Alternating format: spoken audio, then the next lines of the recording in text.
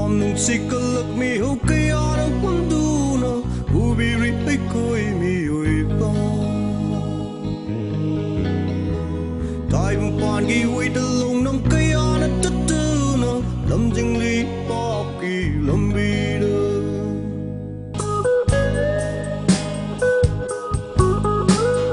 Tay mong pangiway dalong ng kaya na tatuna Lam jing li pa ki lam bida